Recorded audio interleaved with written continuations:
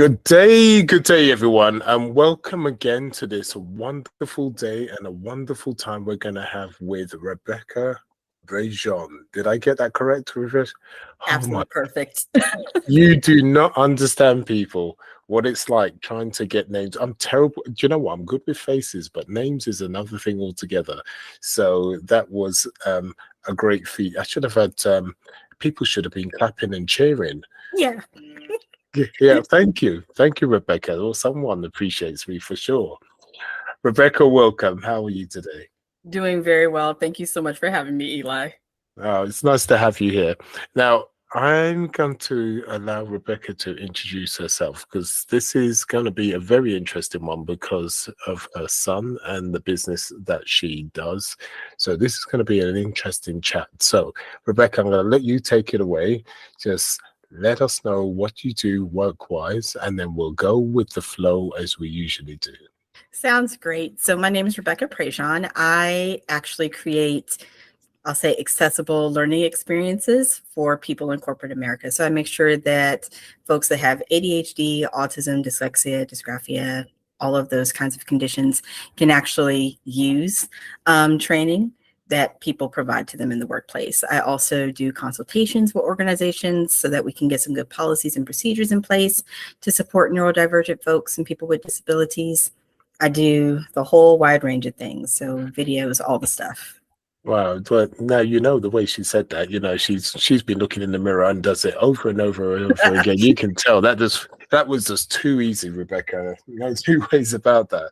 But saying that, what made you actually go down this road to actually help neurodiversion, dyslexic, autism, to help with the workplace? What was the beginnings of your journey to take this route? The beginnings of my journey really start with my son. He actually just turned 8 last week, but he was diagnosed with autism at the age of 4. Okay. And so really kind of getting into that world and understanding how many barriers were in place for him, how hard it was for us to find resources, to find information, to find people that understood, kind of his way of thinking, and the way he would adapt to the world around him was very hard. And so I started to find that correlation between our experience and just what I was seeing as a learning and development specialist, trainer, facilitator, already at my workplace. I would be training these rooms full of people, and some people would really struggle. And, management, we're all sitting in a room with just us talking about who's struggling, who's having problems, who's maybe not catching on. Should we continue to have them through this first 90-day period and all of these things? And, I really started to look at it as we're not asking the right questions. The question we should be asking is, what are we not doing to support people that might think differently? Like, people were really struggling, and we're just sitting there like, I hate to say it now, almost like horrible humans.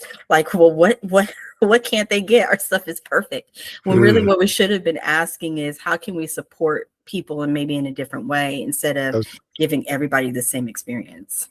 Yeah, no, totally. And I can see, obviously, with your son being diagnosed at 4, I can see how, the journey started. But for your son to be to have a test at 4 and be diagnosed, certain processes, certain things before then must have happened for you to want to help him from that point of view to be tested. So when's the beginnings of everything when it comes to your son, when you thought something's not quite right? And I don't mean not quite right as in he's not right, but something was different. So just take us right back as far as you can go and just let us know what changes that you thought, something's different here. Well, in full transparency, we always knew he had the potential to maybe be a little different. When I was pregnant with him, maybe when I was 24 weeks along, they had actually told us during an ultrasound that he had hydrocephalus. And that's when you have additional fluid in the ventricles that are in the brain. And his was so severe, they told us that he would have seizures. They told us that he wouldn't walk, he wouldn't talk, all of these different things. And so when he was born, we were already, kind of clued into he might be different. He seemed fine, absolutely fine, perfectly fine. Milestones were being met. And then probably around the age of 1, we started to see some differences. I started to notice he wasn't really looking people in the eye. He really wasn't the most social of children. I tell people all the time, he always moved to the beat of his own drum. Okay. You could tell he would know things. He was very intelligent even then, but maybe he just wouldn't say it, or he just wouldn't communicate it, or he just always seemed a little different from other kids, which is perfectly fine. But he also had some problems with speech between one and a half, somewhere in there. That wasn't progressing. His walking wasn't necessarily progressing. There were some very keen things that we were noticing, especially in the social element, that for me, as the mom, I was like, I'm thinking he might be on the spectrum. Everybody else said absolutely not. He's probably fine. I'm just thinking, no, I see him as possibly being on the spectrum, but we couldn't even get him really tested until the age of 4, when he was diagnosed. But there were definitely some things that clued us in when he was much younger. Okay, when you let's go back a little, because you said you started to realize from the social side of things weren't quite right. So when you say social, what was happening for you to realize from the social there was issues? He absolutely did not want to be around people. He would rather be in a corner reading books. Ethan is an avid reader, always has been. He taught himself to read probably between 1.5 and the age of 2. By 2.5, he was reading books. And Really? yeah, really. We felt so weird because we bought Hooked on Phonics thinking we're these great parents who are going to teach our child to read. He didn't even need it. Wow. So it was an experience, but he always wanted to be in the corner reading books. He would never really be around people. He was also very hyper-focused on certain things, like Pete the Cat. At that time was his main focus. He could recite by 2.5, 3. He could recite full Pete the Cat books, like cover to cover. So he always kind of tended to just gravitate towards books more so than people, in a way that, there's always an introverted kid. That's perfectly fine, but this was more intense. He was also very sensitive to sound. Like large groups of people, he couldn't stand it. He would pat his ears a lot. Just those kinds of things really, really keyed in. And like I said, he wouldn't really look you in the eye either. And he still doesn't.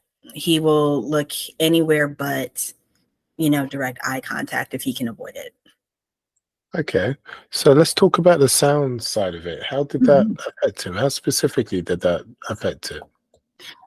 I mean, it still affects him to this day. If things are just too loud, if there's maybe too many sounds in the atmosphere, he really can't handle it. He will put his hands over his ears.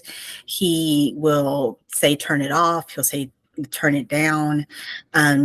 And it really impacts him now because he's in a classroom. It can range anywhere from 22 to 27 kids. And so there's all the sound, there's all these people. And so some of the accommodations we have for him are being able to leave the room and have just a quiet space to himself, because it's like it's hard for him to focus when it's all of those things. Used to be worse, actually. I thought about it. It used to be worse. He's gotten okay. He hates singing. So even for his birthday, it sounds weird to people, we did not sing him happy birthday because he does not like it. It's something, I think, in the pitch, like certain pitches actually really bother him. So he's just not about it. He hates singing. It's terrible. So you say that he used to be worse. What was the turning point and what things were put into place to help him with the sound? For us, we did a lot of just, I would say, sound desensitization. So a lot of more white noise when he's sleeping, a lot more just getting used to noises. That seemed to help him a lot because it's like, okay, it's not where I'm in complete quiet and then all of a sudden there's all the sound and it's overwhelming. So Mm. it's almost like building up to kind of the sound level. He still struggles with some things. I don't know if that part will ever quite go away, but he's much better than he was. So basically what you did, you built some kind of threshold so he was in a position to, you know, deal with that higher level and Yeah. be more tolerant in a way. How did you come across putting a plan together? Was it yourself, or did you get help for him, or what was the situation? For that, we did a lot of research and put it in ourselves. We do a lot of that. Now, don't get me wrong, he has therapists, has had therapists. Right now, we're looking for a new occupational therapist because he doesn't have one. But in the absence of certain things, we have to fill in the gap. And so in that particular situation, I did a lot of research, a lot of nights reading, just to see what we could do. And, you know, some people will tell you to put like earplugs. He didn't like those in his ears. He, you know, there were just certain things that he's like, I don't like that. So when we got to the desensitization part and build a threshold, that worked for him because it didn't seem to bother him as much. He sleeps like a rock. So, so I think that really worked for him. Wow. So you had to obviously try so many different things, and then you just had to start peeling away the layers to find out exactly what works for him. And that must have taken some time. Obviously, it's not a situation that works just overnight. It's a bit of patience, I take it. Lots of patience, lots of grace for yourself as a parent, because you try things and then they don't work. And you're like, but what is wrong with me that it didn't work? Like, what did I do wrong? And sometimes it's just, it didn't work because it didn't work.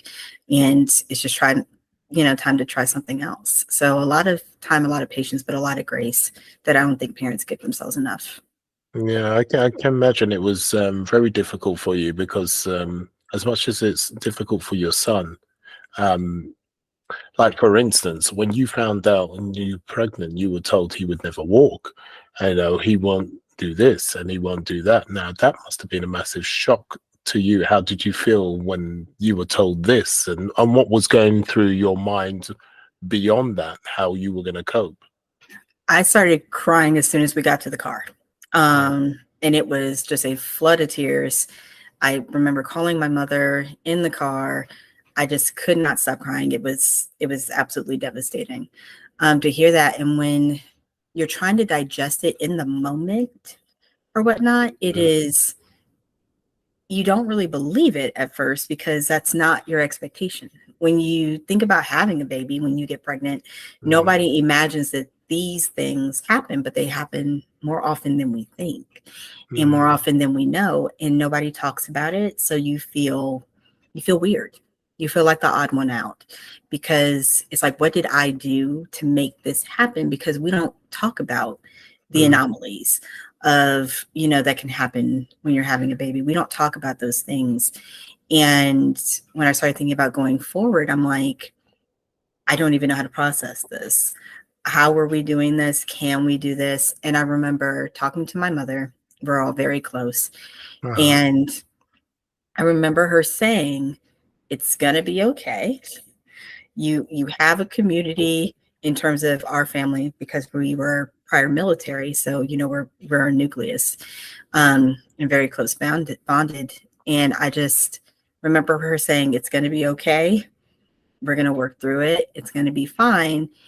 And I remember the turning point for me was really when we switched specialists, because every time I went in to that specialist, it was always, well, you know, he doesn't have any more fluid in his brain, but I need to caution you that these things can still happen. And while that is true and those things are true, I didn't need to hear it every week for the next, 10, 12 weeks.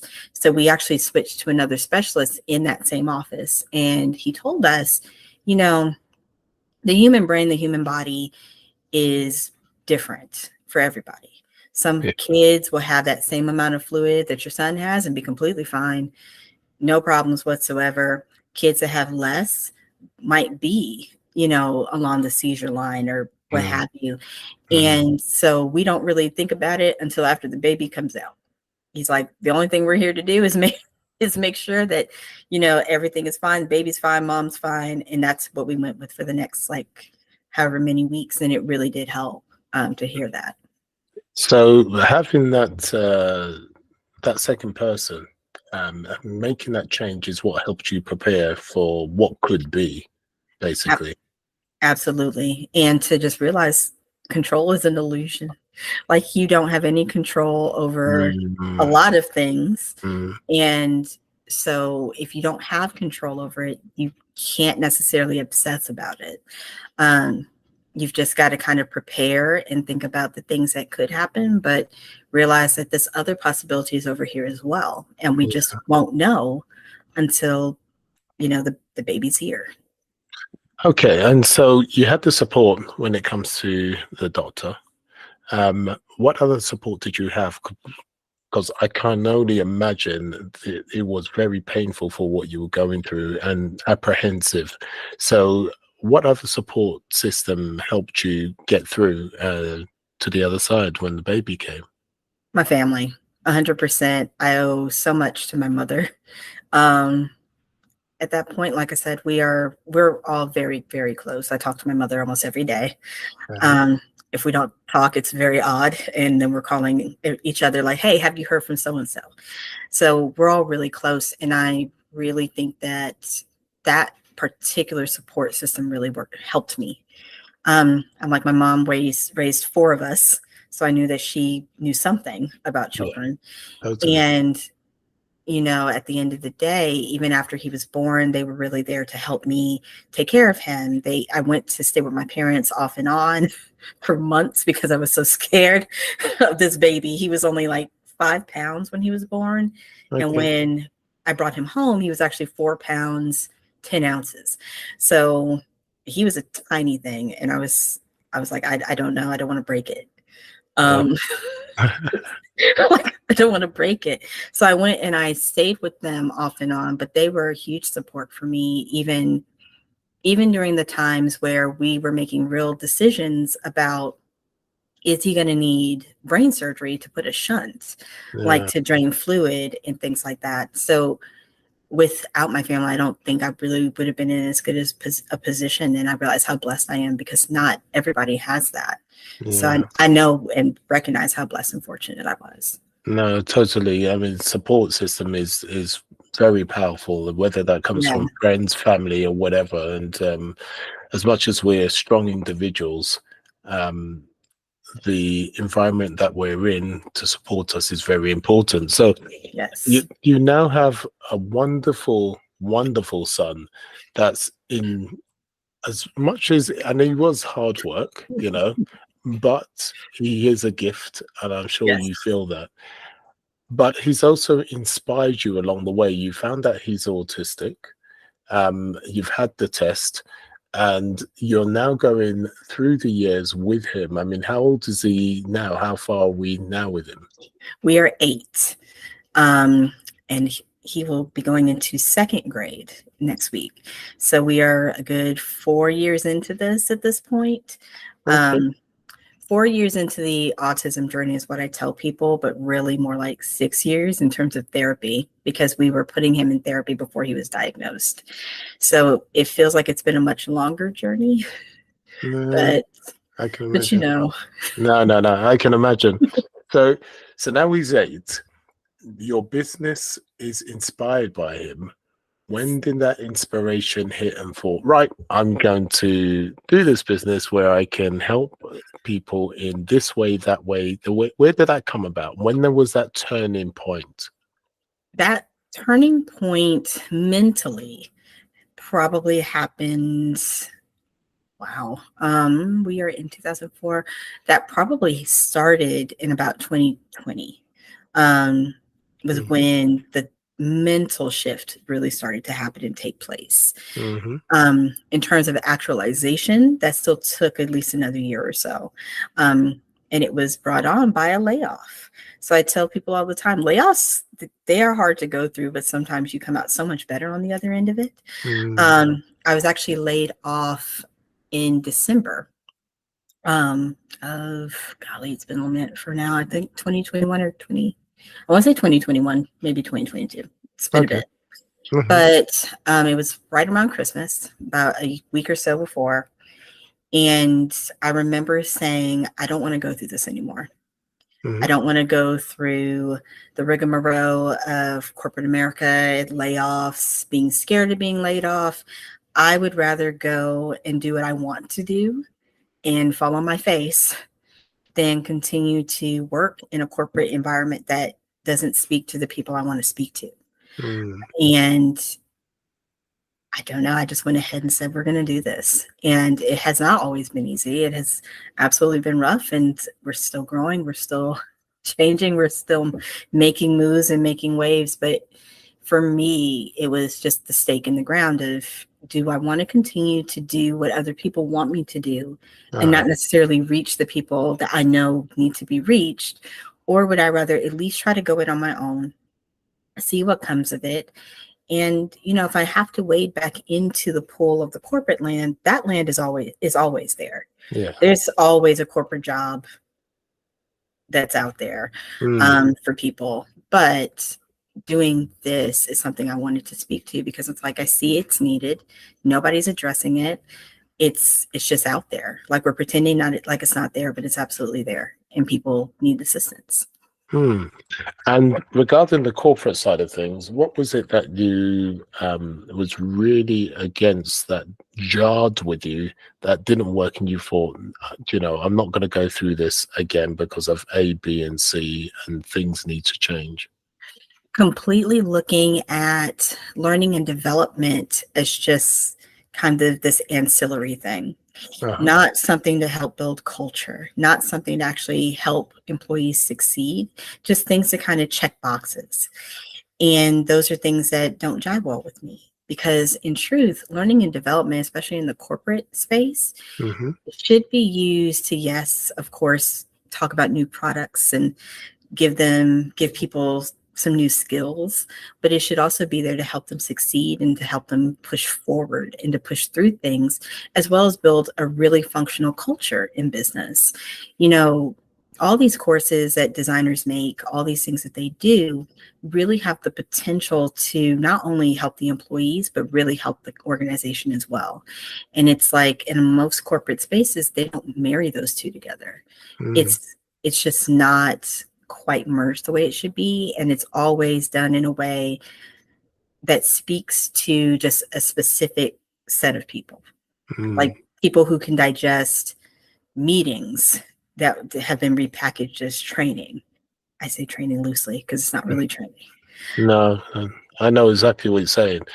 What I've noticed in the last few years, that things seem to be changing for neurodivergent people, because a lot of the corporate companies now are starting to learn that we're actually gifted at making the difficult decisions.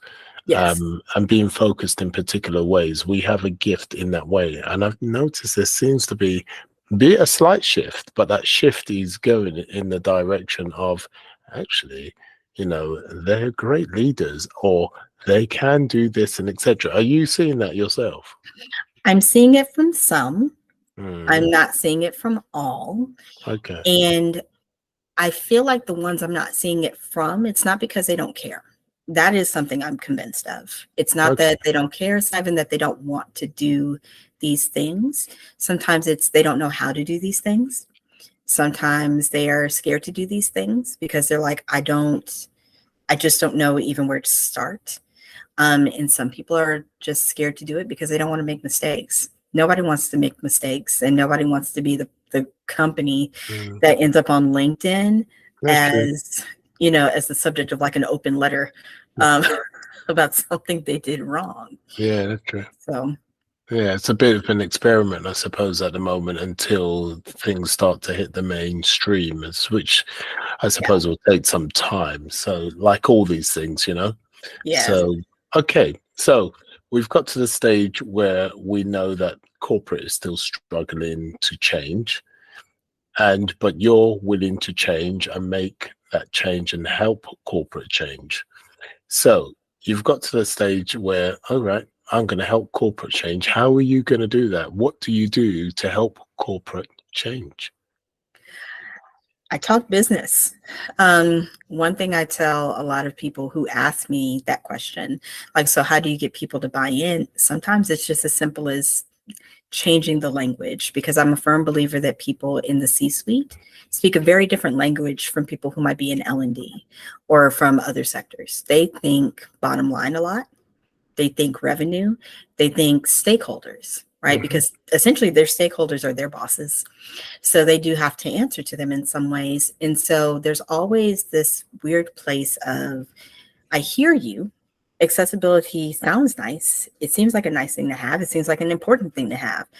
How do I convince people in the stakeholder land that this is actually good for the business as well as for the people? Because they might not be hearing people speak, as I call it. They're hearing, money speak. And so for me, I talk about things like increased revenue, increased innovation, lower turnover rates, things like that, because those are true stats that are out there. There's true concrete proof.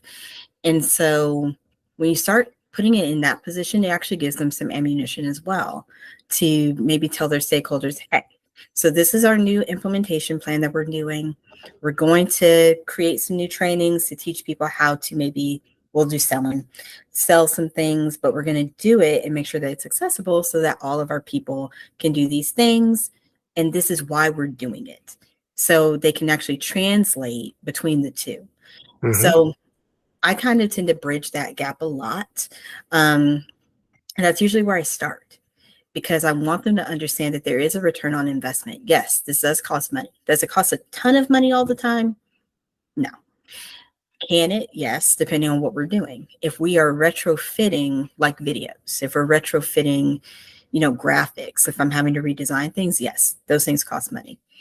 But it doesn't always have to be that way. We can start small. We can do closed captions, alt text, easy wins, essentially, for accessibility. And then we can kind of track what that looks like. Maybe you have a new training coming out. Fabulous. You want to make it accessible, but you might not have a ton of money, or, there might be this weird gray area in the budget and you have to prove, where that's going. Cool. Let's do some closed caption. Let's do some alt text for this course. Let's actually set up a process to assess it, a process to evaluate it, and then check back in with that same group of people that took that training in a month, 3 months, 6 months. And let's see how their productivity might have increased, how their innovation might have increased, what new ideas have come out of it. How many people did you actually keep from that? And then let's talk about, maybe after we see the good success there, let's talk about, what this can look like further down the line too, implementing larger things. So for me, I like to call myself as just the Kickstarter. I'm here to come into essentially your wheelhouse, your system, and see where we can fit accessibility in the immediate. It may not be everything that I want to do in that moment, but I'm a patient lady. I can wait it out and work through it, right? Yeah. Like, I don't tend to come in as like a storm or anything like that, because that's not the goal. Yeah. The goal ultimately is to get people comfortable with this stuff and to normalize it and to make it part of their culture. And that takes a while when you're coming into companies that already have established cultures and established processes. Yeah, it's a bit of a challenge. I can imagine trying to, you're doing something quite fresh and new. So to change people's mindset is hard enough. And especially when money's involved, that's even harder. Yeah. So it is a challenge, and a great challenge at that. And how do you find, is it easier to actually communicate in a positive way to change the culture set of a company, whether they're smaller or larger, or it doesn't really matter? Or what's the pain point when it comes to trying to communicate with companies, and why? I think the main pain point is just lack of awareness. Honestly, that is truly the pain point that we're dealing with, where people don't really understand what it is. Some people don't understand what some of these things can look like in practice. You know, I've had people talk about ADHD in particular, and I feel like they talk about that a lot simply because you hear people say it kind of flippant. Even though they may have never been diagnosed with ADHD, if they can't seem to focus, they'll sit there and slip in, oh, my ADHD is acting up today. Okay. And so I feel like it's created a little bit of just a false narrative. Okay. So people don't really understand what some of these things look like in action. And so if they run across somebody who might have something like autism or ADHD or dyslexia, they might just not really believe what they're seeing. Like, that doesn't look like what I recognize it to be, or, you know, what I know of autism to be. Like, I'll use my son as an example. People meet him and they see him, and they don't even know he's autistic until, like, he may not look them in the face, or he may not communicate in the same way, or something like that. And so you can tell always that they're kind of like, oh, there's a difference of some sort. And it's not like I hide it. So if they were to ask something, I'm absolutely going to say it, but I'm also not going to put his business out there. That's his private business. Yeah, of course. In that way. So I see that in real life too.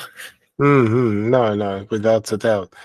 Okay, so what can businesses take from what you do for them, and how can they scale in a positive way for the long term? So you've already described what you do with the businesses and try to change their culture, but how can they take things to the next level? So you're trying to change the culture.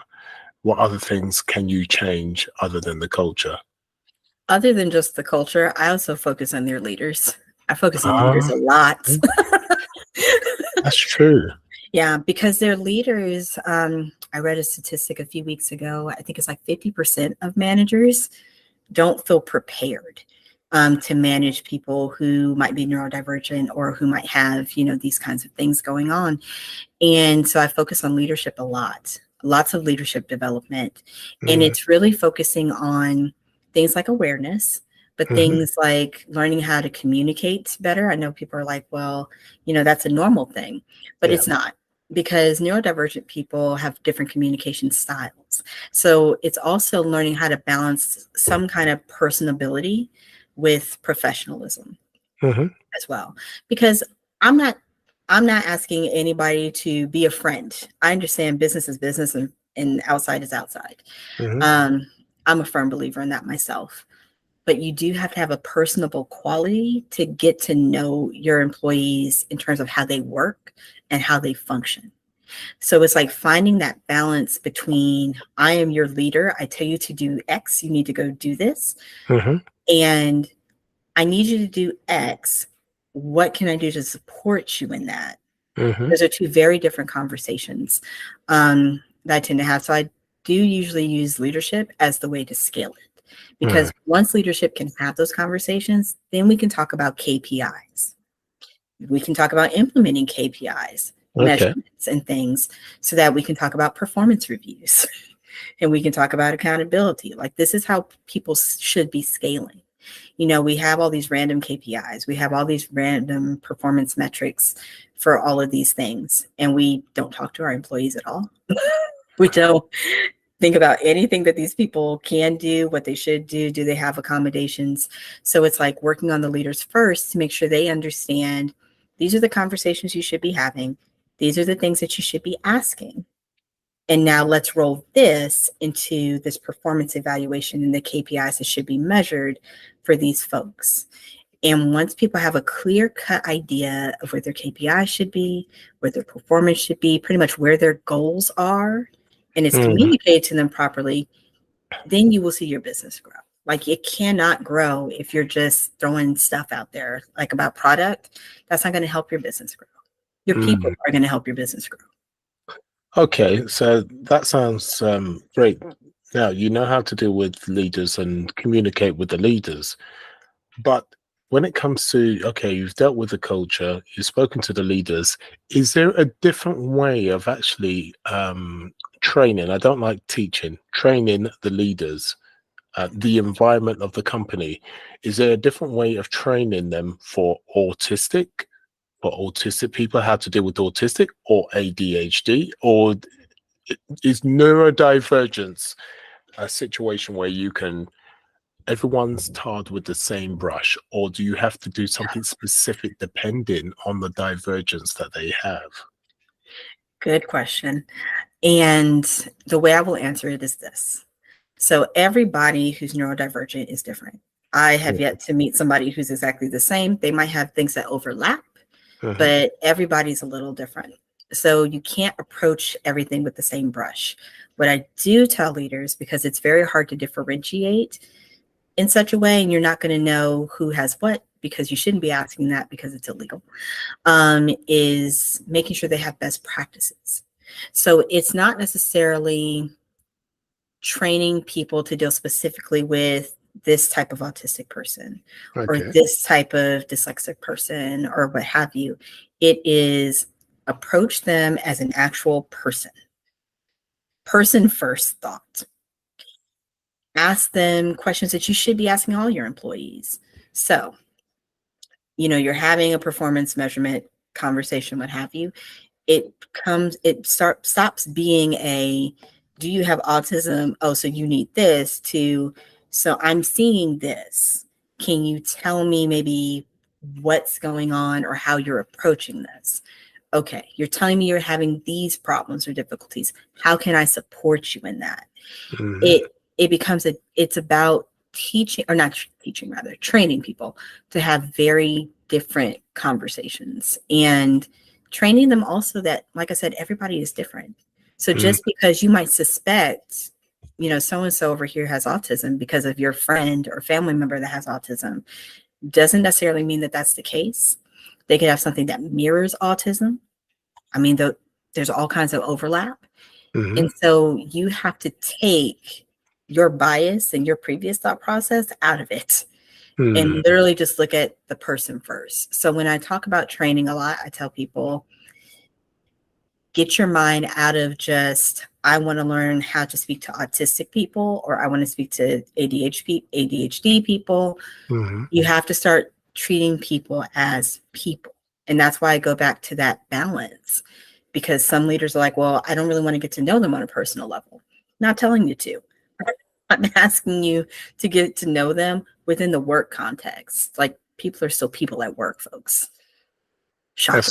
I'll tell you what, that sounds so beautiful. Treat people as individuals. And I love that, because we are very unique, no matter whether we're neurodivergent or not. So, right. So you deal with leaders, the corporate world, etc. Do you actually work one-to-one with individuals? I have. It is a much more specialized thing, and I've only had a few companies actually ask me for that, because it usually does come from the company itself. Like, they'll put out an email and say, hey, we have like an accessibility consultant. If you want to set up a meeting, do that. And so I will do that. I said, not many companies have offered that, but I'm always open to it. And to me, that takes a lot of courage for that person who sets up the appointment, because you're disclosing that information to me. And I mean, we all know that is not an easy task to do. So it becomes a matter of just really trying to work with the individuals in the best way possible. So if it's, hey, I'm having this problem with my boss, I don't know how to deal with it. I don't want to tell them that I'm dyslexic, or I don't want to tell them I have ADHD. How can I navigate through that? I'll bring my expertise from both sides to some extent. While I myself am not neurodivergent, I know a lot about how leadership thinks about that kind of thing. I know how we have to approach it from my experience with my son, and so we'll merge the two. So it's helping them have those conversations, or helping them create maybe an outline for a conversation, giving them talking points, giving them just places to focus, to support them through that journey, because everybody needs support really on both sides at the end of the day.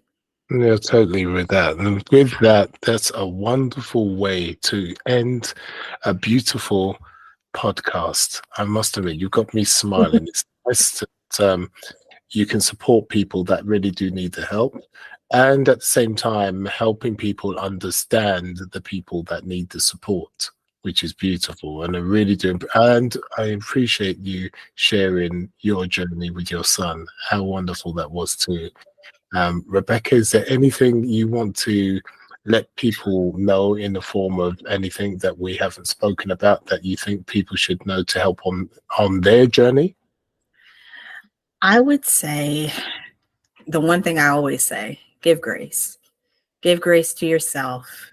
Give grace to each other. We're in a world that has a lot of unprecedented problems. A lot of unprecedented things are happening, and things can feel hard, and they can feel hard all the time. But it's about giving yourself grace and knowing that as long as you're trying, as long as you're doing the things that you know you can do, that's what matters at the end of the day. Yeah, and you're totally right. And a wonderful way to finish off. Rebecca, how can they contact you? Yes, so people can contact me via email, Rebecca.Prejean at ebgc.net, but they can also reach out to me on LinkedIn. I post almost every day, tips, strategies, all of the things. People can message me through there. And in about a week, they can reach out. I am actually starting a community online for professionals who want to learn about accessibility. So I'll have some different resources in there that I create, some different templates for PowerPoint, accommodations, things, all the stuff. We'll have QA sessions. It's going to be a good time. So. Well, wonderful. Well, as always, what I'll do is I'll put the information down below so they're able to catch that information and contact you, Rebecca. In the meantime, Rebecca, thank you for being on with us and giving us your precious time. Really appreciate it. I appreciate you having me. Oh, it's a pleasure. Trust it's our pleasure. In the meantime, listeners, we will be here another day with another wonderful person giving plenty of gold, and we would like to say sayonara.